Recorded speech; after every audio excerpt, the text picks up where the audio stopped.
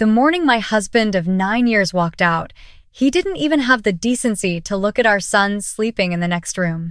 He just set a manila envelope on the kitchen counter, slid his wedding ring across the granite like it was a chess piece he'd finished with, and told me he'd fallen in love with someone who understood his potential. Her name was Vanessa Ashford. Her father owned half the commercial real estate in downtown Charleston. And, apparently, she understood my husband's potential so well that she'd been sleeping with him in a penthouse on Meeting Street for 14 months while I was packing our son's lunch and wondering why Daniel had started working so late. I'm Claire Whitman, I'm 31 years old, and that morning in March was the moment my old life ended. I didn't cry in front of Daniel. I waited until he was gone, until the door of our little rental on James Island clicked shut behind him, and then I sank down onto the kitchen floor and pressed my face into a dish towel so my son wouldn't hear. Caleb was 7 years old. He'd been asking for weeks why Daddy was sleeping on the couch.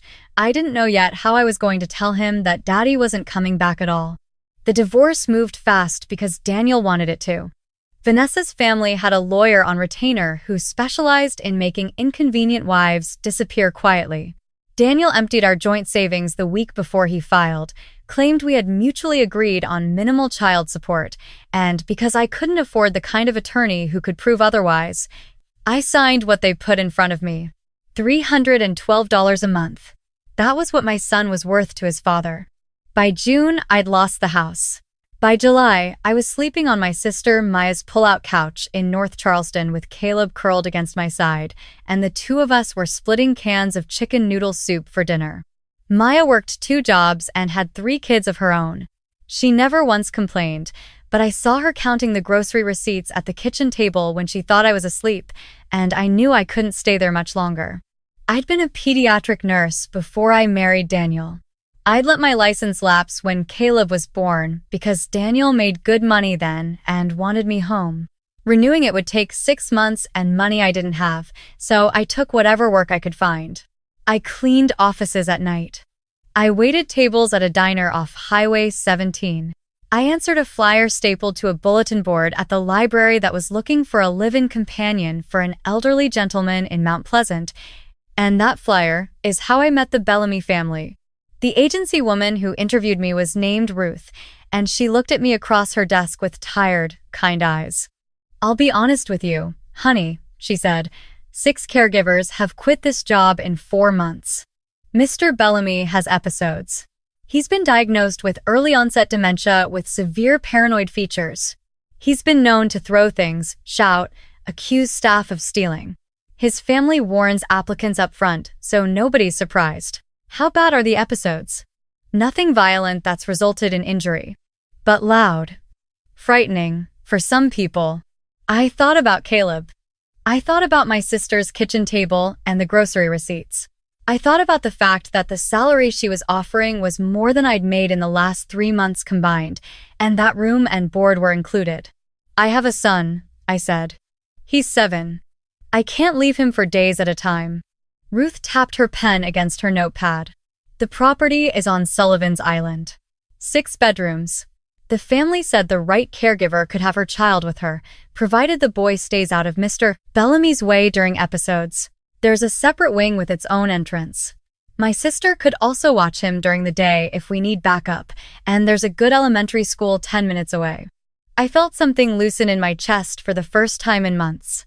"When can I start?" 2 weeks later, I drove across the Ravenel Bridge with everything Caleb and I owned stuffed into the back of a borrowed Honda Civic. Caleb pressed his nose against the window and watched the water turn silver beneath us, and for the first time since his father left, I saw him smile. The Bellamy house was a white-columned Georgian set back from the beach road behind a wrought iron gate and a stand of live oaks dripping with Spanish moss. It looked like something out of a movie. A woman in her late 40s was waiting for us on the front steps, arms crossed tight across her chest, mouth already tight with disapproval. This was Patricia Bellamy Crane, the old man's daughter. "You're the new one," she said, before I could even introduce myself. Her eyes flicked down to Caleb and narrowed. "Ruth mentioned a child. I expect him to be invisible. My father is a very sick man, and I won't have his recovery disrupted." "Yes, ma'am," I said. Patricia walked us through the main wing like a museum docent who resented the tour. Portrait of Grandmother Bellamy in the foyer. Don't touch. Piano in the parlor. Don't play. Library. Off limits. My father spends most of his time in his study on the second floor. Don't interrupt him when the door is closed. Don't open drawers. Don't move papers. The medication schedule is on the refrigerator, and it must be followed to the minute. Her husband was waiting in the kitchen when we finally made it there. And when he turned around from the window and I saw his face, I thought for a second that my legs were going to give out from under me. It was Daniel's college roommate, Marcus Crane. The man who'd been the best man at my wedding. The man who'd held Caleb at his christening. I hadn't seen him in 3 years, not since he'd moved to Atlanta to chase some business deal, and I'd had no idea he was married to this woman, no idea he was connected to this family at all. Marcus's smile froze on his face when he recognized me. "Claire," he said, recovering fast. "What a coincidence. You two know each other?" Patricia's voice sharpened. "Her ex-husband and I went to Clemson together," Marcus said smoothly, already sliding his hand into his pocket. "Small world. Claire, it's been ages." His eyes told me something very different from his mouth. His eyes told me to keep my mouth shut. I should have walked out right then. I should have taken Caleb and gotten back in the Honda and driven straight back to Maya's couch.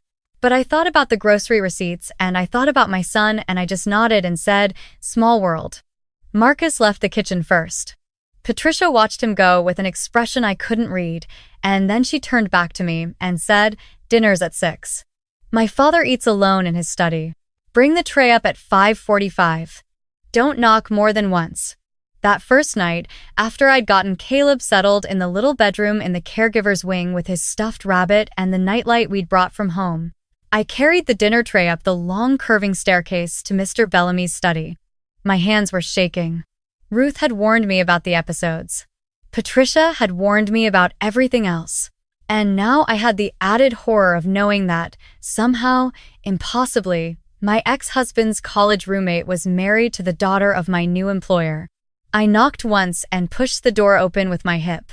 Mr. Harold Bellamy was sitting in a wingback chair by the window. He was in his 70s, thin as a birch tree, with white hair that stood up in tufts and watery blue eyes that watched me without blinking as I set the tray on the desk. He was wearing a cardigan buttoned wrong and slippers that didn't match. "You're new," he said. "Yes, sir. I'm Claire. I'll be taking care of you from now on." They all say that. He picked up the dinner roll and turned it over in his hands like it was a stone he was examining. "And then they steal from me and leave." "I'm not going to steal from you, sir." That's what the last one said. I started to answer, and then I saw his eyes. They were sharp. Not the glassy, unfocused eyes I'd been told to expect. Sharp and steady, and measuring me the way a jeweler measures a stone. He held my gaze for a long moment. Then something shifted in his face, and the sharpness was gone, and he looked past me, at the window, at nothing. "Put the tray on the desk," he said vaguely. "Tell Patricia I'm not hungry tonight." I left the tray and backed out of the room. But as I pulled the door closed behind me, I caught one last glimpse of him through the crack, and his eyes had snapped back into focus, and he was watching me go with an expression so alert and so calculating that I felt the back of my neck go cold. I didn't sleep much that first night. I lay awake listening to the ocean and to Caleb breathing in the twin bed next to mine, and I tried to convince myself that I'd imagined it. The first week passed without incident. Mr. Bellamy ate about half of what I brought him. He mumbled to himself. He shuffled down the hall to the bathroom and back. Twice I caught him standing in the middle of his study, holding a book upside down and frowning at it. Patricia checked in every afternoon, always in a hurry, always on her phone, always looking at me like she was waiting for me to fail. Marcus avoided me entirely. Caleb started at Sullivan's Island Elementary the following Monday. Maya drove out on Saturdays to take him to the beach or bring him back to her place for sleepovers with his cousins. For the first time in a year, my son was sleeping in his own bed again and laughing at cartoons in the morning, and I told myself that whatever I had to put up with from Patricia was worth it. The second week, things started to shift. I was bringing Mr. Bellamy his afternoon tea when I heard voices coming from the study. Patricia and Marcus were inside, and their voices were low and urgent, and I stopped just outside the door with the tray in my hands. "Moving faster than we expected," Marcus was saying. "Dr. Linden says the cognitive decline is accelerating. We need to push the power of attorney paperwork through before he has another lucid stretch. He hasn't been lucid in months." Last week, he asked the gardener about the stock portfolio. He was confused. He thinks it's 1,996. "Patricia, I'm telling you, there are moments. And if his lawyer sees one of those moments, the whole thing falls apart. We need to get Halverson out here this week. We need it signed." There was a long pause. Then Patricia's voice, tight and cold. "Fine. Friday. I'll tell Halverson to bring the documents." I backed away from the door as quietly as I could and went back down to the kitchen and stood at the sink with my hands gripping the edge until my knuckles went white. Power of attorney. They were going to sign the old man's assets over to themselves while he was in a fog. And from the way they were talking, they'd been planning it for a long time. That night, after Caleb was asleep, I took the tray up again. Mr. Bellamy was in his chair. His dinner was untouched from lunchtime. "Sir," I said quietly, "can I ask you something?" He didn't look at me. He was staring at the window. "Do you know who I am?" "Claire," he said, still not looking at me. "From Charleston. You have a son named Caleb. Your husband left you for a rich girl. You cry in the laundry room where you think no one can hear you." My breath stopped. He turned his head slowly and looked at me, and his eyes were sharp again, sharp and clear and entirely present. "I am not losing my mind, Mrs. Whitman," he said softly. "I am being poisoned. And I believe my daughter and her husband are the ones doing it." I stood there with the tray in my hands, and I could not move. "Sit down," he said. "Please," and close the door. I closed the door and sat. Harold Bellamy had been a federal prosecutor for 31 years before he retired. He had built most of his fortune not from a family inheritance, as Patricia liked to tell people, but from investing carefully in Charleston real estate for 4 decades. His wife Evelyn had died of cancer 6 years ago, and after her death, he'd changed his will to leave almost everything to a small private foundation that funded scholarships for the children of low-country fishing families. Patricia had been furious when she found out. Patricia, he told me, had always been furious at her mother for dying, at him for surviving, at the world for not handing her the things she thought she was owed. 8 months ago, he'd started feeling wrong. Dizzy spells, tremors, periods where he couldn't remember what he'd had for breakfast.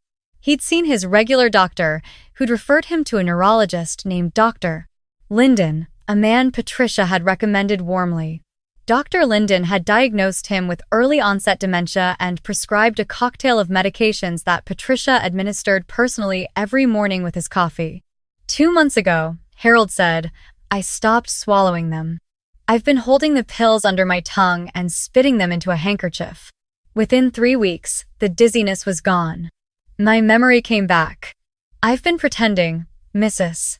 Whitman. I have been pretending to be a senile old man for 8 weeks while I figure out exactly how deep this goes. Why are you telling me this?" "Because you're the first caregiver who isn't on their payroll.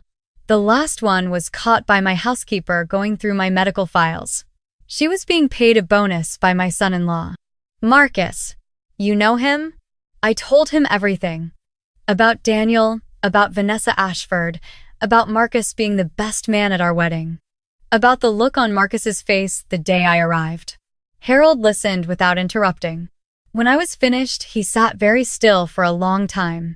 "Mrs. Whitman," he said finally, "your ex-husband is a partner in a financial consulting firm called Ashford Crane. He founded it with Marcus and his new wife's father 11 months ago. They're the firm I was planning to use to restructure the foundation before I became ill." The room tilted. "They're connected," I said. "All of them. I believe they have been planning this for longer than you know. And I believe your arrival here was not entirely a coincidence." "Ruth. The agency woman. Ruth is my wife's cousin. My only relative who has no love for Patricia. I told her 6 months ago that if a woman ever came through her office who had been badly hurt by the Ashford family, I wanted to know about it. I sat there and tried to breathe. You set this up. I identified you. I did not force you to apply. And I did not know, when Ruth sent you, that your history with the Cranes ran through a wedding. That is a gift I did not expect. Harold and I spent the next 3 hours that night making a plan, and the next 11 days carrying it out. He gave me the name of a private investigator in Charleston named Dennis Okafor, a man he'd worked with on cases back in his prosecutor days. I called him from a burner phone Harold gave me and told him everything. Dennis began quietly documenting Patricia's movements, Marcus's bank accounts, Dr. Lyndon's relationship with the Ashford family, and most crucially, the pharmacy records for the prescriptions Patricia had been filling under her father's name. Harold gave me the combination to a safe in his study wall. Inside were copies of his real, original will, updated 11 days before his illness began, along with a handwritten memo to his personal attorney, Theodore Halverson. He had been preparing for this. The problem was that Halverson, as I learned from Dennis that Thursday, was coming to the house on Friday to witness Mr. Bellamy sign the power of attorney that Patricia and Marcus were forcing on him. The real Halverson. Harold's own attorney. The man was 74 and had been Harold's lawyer for 40 years, and he believed what Patricia had told him about his old friend's decline. I need you to be in the room when he comes, Harold said. I need a witness Patricia can't dismiss. And I need you to bring Theodore a letter I am going to write tonight. Friday arrived, and so did a light rain off the Atlantic, and at 2 p.m, Theodore Halvorsen walked through the front door with a briefcase and a sad, resigned expression. Patricia led him up to the study. Marcus followed. I followed Marcus with a tray of coffee service that nobody had asked for, and Patricia turned around and said sharply, "You're not needed, Claire." "Mr. Bellamy asked for coffee," I said, and kept walking. Patricia's jaw tightened, but she didn't stop me. Inside the study, Harold was slumped in his wingback chair, mouth slightly open, eyes unfocused, exactly the way he'd looked when I first met him. Theodore sat down across from him and opened his briefcase with a heavy sigh. "Hello, old friend," Theodore said. "I'm sorry it's come to this." I set the coffee tray on the desk. And then, instead of leaving, I reached into my apron pocket and took out the sealed envelope Harold had given me that morning, and I placed it gently in Theodore's hands. "Mr. Halvorsen," I said, "Mr. Bellamy asked me to give this to you before you begin." Patricia lunged for the envelope.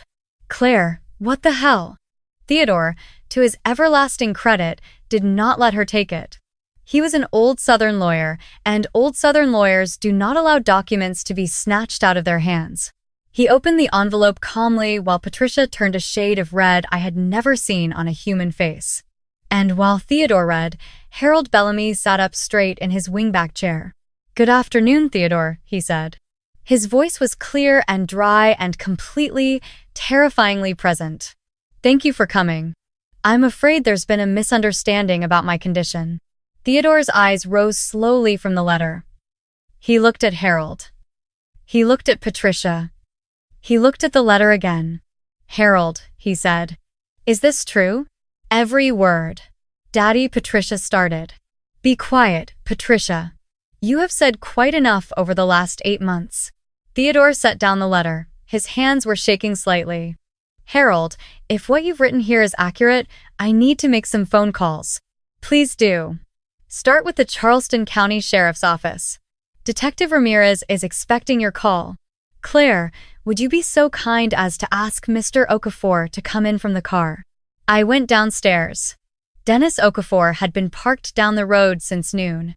He walked in with a folder 6 inches thick, and what Patricia and Marcus saw when he set it on Harold's desk was the end of everything they had spent the last year building. Pharmacy records showing that Patricia had been filling prescriptions for a drug called haloperidol under her father's name in quantities no neurologist would ever prescribe to an elderly patient. Bank records showing that Marcus had transferred over $400,000 to Dr. Lyndon's private account over the last 14 months. Photos of Dr. Lyndon meeting Vanessa Ashford's father at the Charleston Yacht Club. And the piece de resistance. Handwritten notes from Patricia's own journal, which the housekeeper had photographed months ago at Harold's request, outlining the timeline for transferring control of the Bellamy Foundation to Ashford Crane Financial within 6 months of Harold's institutionalization.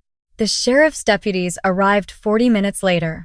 I stood in the foyer with Caleb's school picture in my pocket and watched Patricia Bellamy Crane be walked out of her father's house in handcuffs. Marcus went second. He kept his head down and he did not look at me once.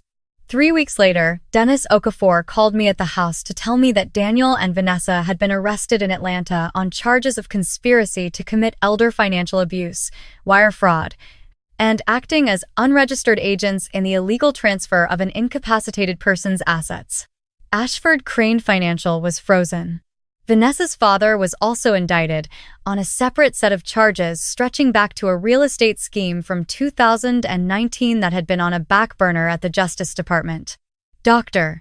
Linden surrendered his medical license and took a plea deal in exchange for testifying against Patricia. Daniel called me from a holding cell the night he was arrested. I didn't answer. He called 11 more times over the following week. Finally, I picked up because Caleb was asking questions I didn't know how to answer. Claire. His voice was nothing like I remembered. Small and thin and frightened. Claire, I need you to help me. I didn't know. I swear to God, I didn't know what Marcus was doing to that old man. Danielle, I can get a lesser sentence if someone will speak on my behalf. My lawyer says a character statement from the mother of my child. Daniel. Do you know what Caleb got on his spelling test last week? Silence. He got 100%. He was the only kid in the class who spelled tomorrow right. He came home and he showed me the paper and he said he wished his daddy could see it.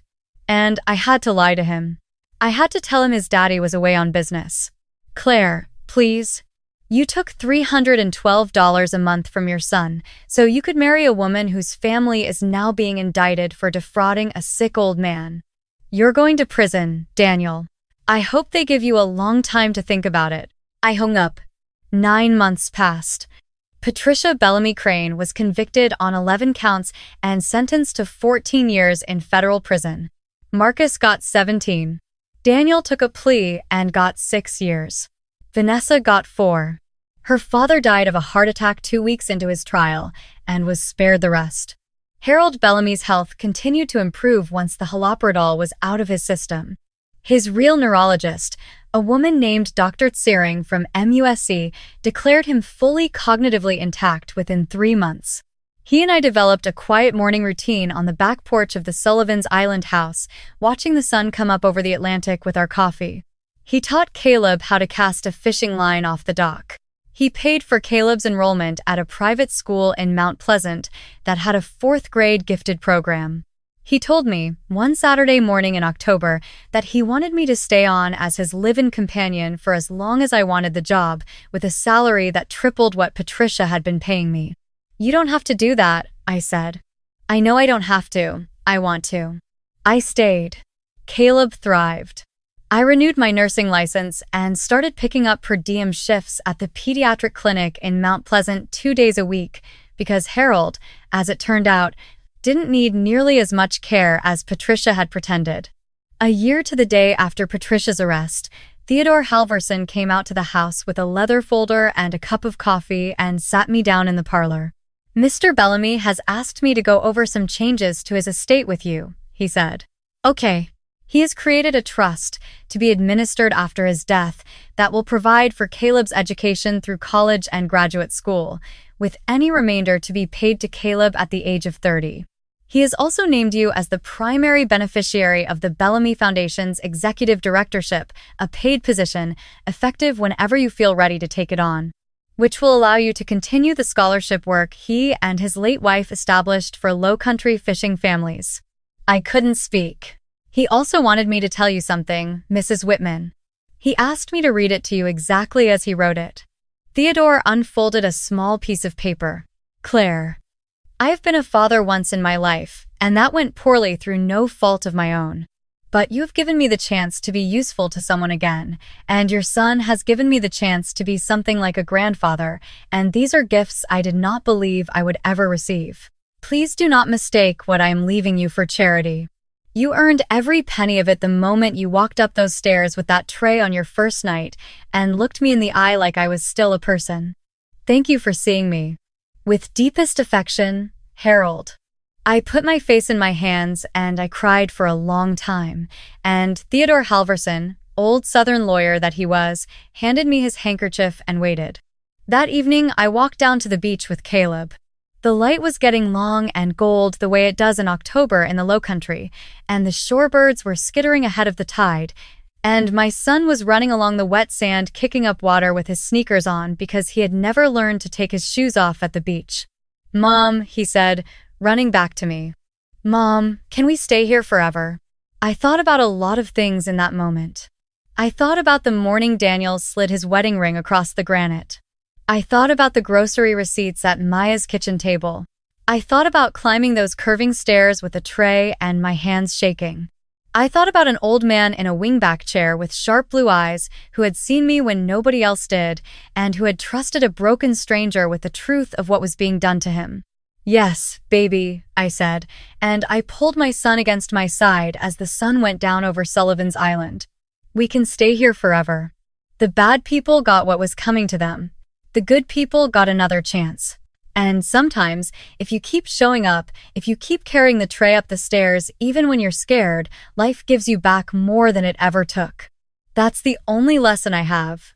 I'm going to spend the rest of my life trying to teach it to my son.